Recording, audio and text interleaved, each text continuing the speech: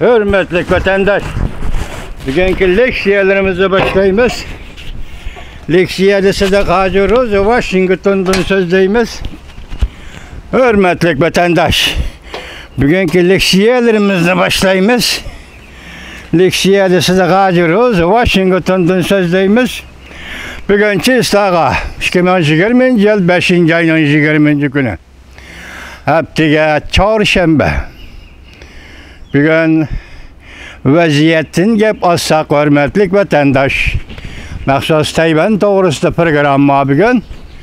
Çünkü bugün 20. günü tünügüllerden Tayvan'da vazife tapşırıp eleş murasimi ötküzüldü.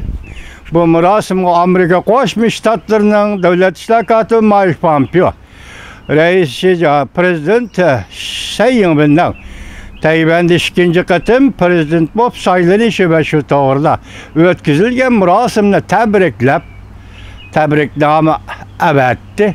Bu kalt iş oldu vatandaş. Bu 78 mi 79. yıllar Tayvan bilen Amerika Koşmuş Ştatlar diplomatik münasebetini üzgendi 76. yılı. Üzgendim başlap hazırgacha tönce katem yüz bergen bir iş oldu. Kattı iş oldu. Allah halisa leksiyanın keynidin biz bunu tahlil kılımız vatandaş. Bugün çista 20. günü CNN'nin Jukumluk virüs doğrusunda anlatkan malumatımında vatandaş, dünya boyunca 4 milyon 915 bin jukumlanan kişiler 004. Vafat bolgan kişiler 323 bin 653 nefer.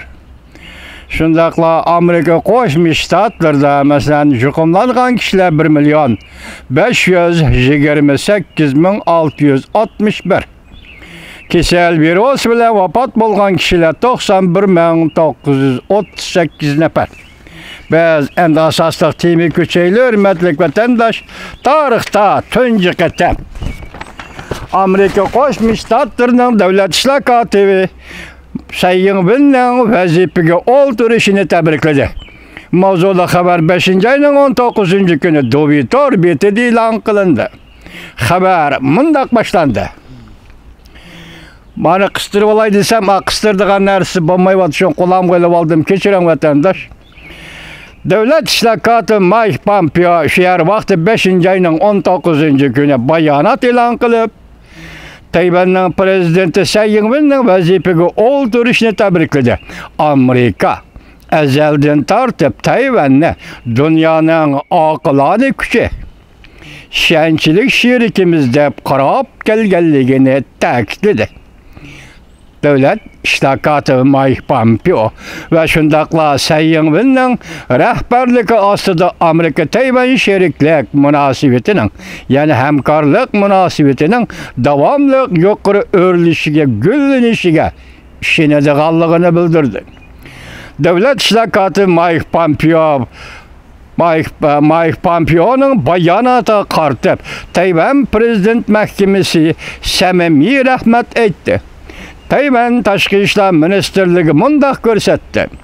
Bu katem Amerika Koşmuş Ştatları Devlet İşlakatı bilen tünce katem bayanat ilan kılıp Tayvan Prezidentinin vazifeye oturuşunu tebriklegenligi intayin zor ahmiyetki ega. Devlet İşlakatı Mike Pompeo bayanatı da mundak görsetti. Prezident bulap saylanıp ikinci katem vazife üteşke oturğunuzdu tebrikleymen. Prezident Tsai Ing-wen'nin yukarı bilet bilen kaydı saylanğanlığı, onun Tayvan halkının hürmetine erişkenligi, Tayvan halkının onunla qayıl bolğanlığını ve onunla şengelligini görüstüp berdi.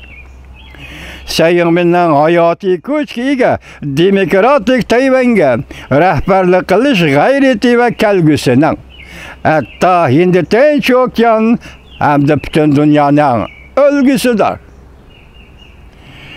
Devlet İşlakatı Mike Pompeo mundak ta'kidledi. Amerika izchil Tayvan'ı dünyanın akılani küçü hem şençilik şeriki Amerika'nın şençilik şeriki dep qarab geldi. Tayvan Amerikada ishki partiyaning qo'llashiga erishdi. Ve Amerika Devlet Meclisi'de Tayvan kanun loyihasi ma'qullandi. Kanun loyihasining ma'qullanishi bunun bir misalidir. Tayvan kanun loyihasi Tayvan Amerika munosabatini kuchaytirib qolmasdan ham Amerika Tayvan iqtisodiy munosabatlarini texmo qo'yiqlashtirdi.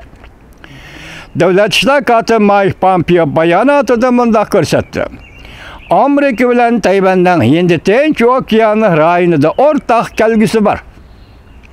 Qonun bilan boshqarishga amal qiladigan, oshkora bo'lishni ishga oshiradigan, gullanishga izlanadigan va har bir kishi bexatarlikdan bahramand bo'la oladigan bu ishni yana xalqaro jamiyat bu qatam nima uchun Tayvanning virusdan mudofaa ko'rish usulini o'lga qilishga arziydiganligini tushuntirib berdi. Kelgusiga nazar tashlasak, Sayyivinning rahbarligi ostida Amerika Tayvanning sheriklik munosabati davomli gullab yashnaydi. Prezident Sayyivinning ikkinchi qatim vazifa o'tash mazgili muvaffaqiyat qozonishga tilakdoshman deb ko'rsatdi Amerika Qo'shma Shtatlarining davlat ishlar kotibi Mike Pompeo bayonotida. Tayvan Tashqi ishlar ministrligi axborot e'lon qilib, mundaq ko'rsatdi. Davlat ishlar kotibi Mike Pompeoning bayonoti Amerika Qo'shma Shtatlari davlat ishlar kotibining tunji qatim bayonot e'lon qilib, davlatimiz prezidentining, yana Tayvan prezidentining vazifaga o'tirishni tabriklaganligi intayin zo'r ahamiyatga ega. Amerika Tayvan munosabati e'tibor berganligini to'liq oshkorlab berdi.